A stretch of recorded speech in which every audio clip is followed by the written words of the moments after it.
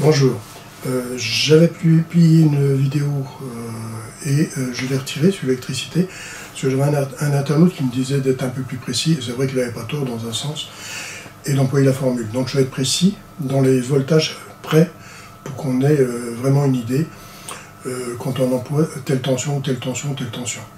Il disait que c'était des arrondis, mais un peu trop arrondis, quoi, et bon, ça ne lui plaisait pas, il préférait qu'on emploie la formule. Bon, je le fais par politesse et par logique aussi, pour vous autres. Ok? Donc je lève là maintenant. Donc sur le marché, on compte ces tensions-là. Triphasé 380 volts plus neutre. Ça c'est une appellation qu'on avait ici avant et maintenant qui a changé en 400 volts plus neutre. Donc tri 400 volts plus neutre. Tri 240 volts plus neutre. Donc on va voir ce que ça va nous donner. Alors ici, quand on prend la tension entre L1 et L2, sur cette ligne-là, on a du 380 volts. Quand on prend la tension entre L2 et L3, on a 380 volts. Quand on prend la tension entre L1 et L3, 380 volts. Parce que c'est du tri 380. Donc entre ça et ça, 380. Entre ça et ça, 380. Et entre ça et ça, 380. Maintenant pour le neutre, c'est là que je rentre avec la formule. Donc c'est L1 est neutre, L2 est neutre et L3 est neutre. Donc quand on prend L1 et le neutre, on prend L1 divisé par racine de 3. Et pareil pour les 3 ici. Donc ça fait 380 sur 1,732, puisque racine de 3 c'est 1,732. Ça nous donne 219,39 volts. Là la précision qu'on peut avoir avec ça. Donc ça c'est quand on a du 380 triphasé plus neutre. Maintenant le 400 volts plus neutre. Parce que on est passé ici. Quand on prend L1, L2, on a le 400 volts. Quand on prend L2, L3, 400 volts. Quand on prend L1, L3, 400 volts. Quand on prend L1 et le neutre, L2 et le neutre, L3 et le neutre, ça nous donne quoi? L1 et le neutre, c'est L1 sur racine de 3, pareil que la même formule qu'ici. Donc c'est 400 volts sur 1,732, ça nous fait du 230,94 volts. Donc ça c'est la tension que l'on aurait avec le 400 volts. Maintenant le 240 volts plus neutre. Triphasé bien sûr. L1 plus L2, 240 volts. L2 plus L3, 240 volts.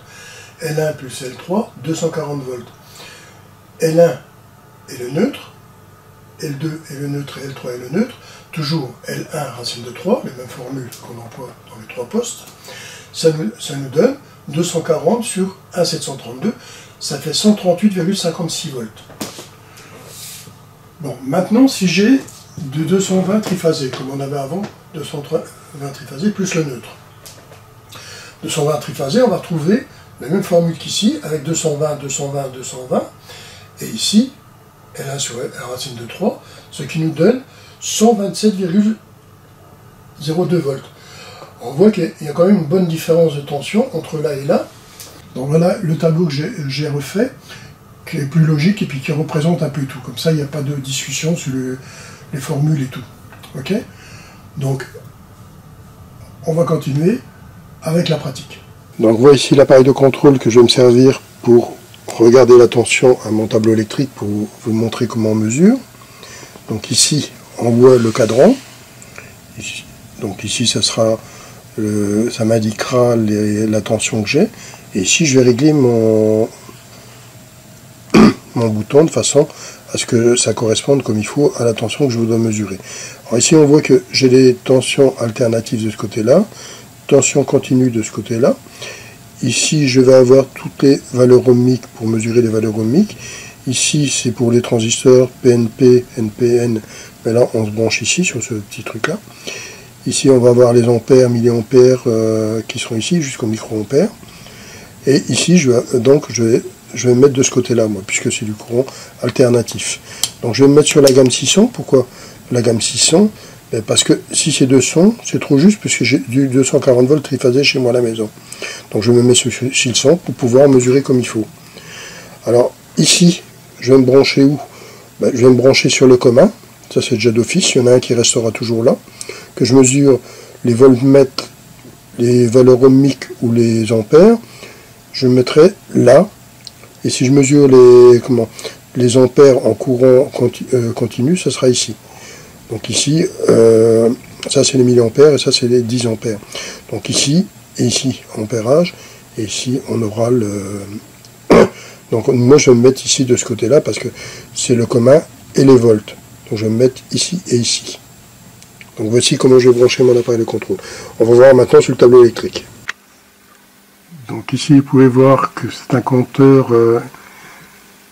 vous avez la roulette qui tourne à l'envers. Pourquoi? Parce que j'ai les panneaux photovoltaïques. Alors ici, surtout ce que je vais vous montrer, moi, c'est ceci. Donc ici, vous avez... Voilà. Un disjoncteur magnétothermique triphasé. Pourquoi triphasé? Parce que j'ai du triphasé 240 volts. Et je vais vous montrer comment on mesure.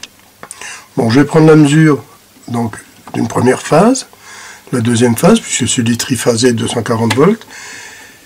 Et on voit sur l'appareil de contrôle, vous voyez, il y a 238, 239, bon, presque 240 volts. Okay. Je vais faire une mesure de deux autres phases. Donc ici, je garde celui-ci, je prends celle de l'autre côté ici. Et on voit sur l'appareil de contrôle, de nouveau, plus ou moins la même tension. Là, il y a 237 à 1 volt près. Voilà, je vais prendre une troisième mesure. Voilà, je prends la troisième mesure pour contrôler bien les trois phases comme il faut. Et je vois que j'ai 239, 238 volts aussi. Donc ce qui veut dire que j'ai bien du 240 volts plus ou moins, donc avec les petites chutes de tension, sur mon réseau. Bon voilà. Bon voilà, je vous ai fait cette vidéo sur la tension. Vous avez plusieurs tensions qui existent. Nous en Belgique, on a en plus de ça du 240 volts, du 400 volts. Pourquoi? Parce qu'en triphasé, je parle. Hein. Parce que bon, c'est comme ça, et qu'on avait du 220 tri, ils voulaient changer, au lieu de changer les câbles, on a augmenté la tension. Il y a du 400 volts aussi triphasé. Hein. Alors, ce qui est important, et ça, il faut faire très attention, c'est bien regarder les tensions et bien faire la séparation entre la puissance et la commande. Parce que beaucoup ont tendance à mélanger les deux et voir où on doit brancher la puissance et où on doit brancher la commande dans les tableaux électriques, sur les contacteurs et tout ça, quand on a un contacteur avec des contacts de maintien et tout ça. Contact de maintien, ce n'est plus la puissance, c'est la commande.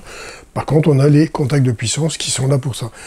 Et si on démonte un contacteur, on voit bien que les lamelles sont plus fortes du côté puissance que du côté commande. Allez, je vous laisse, à bientôt.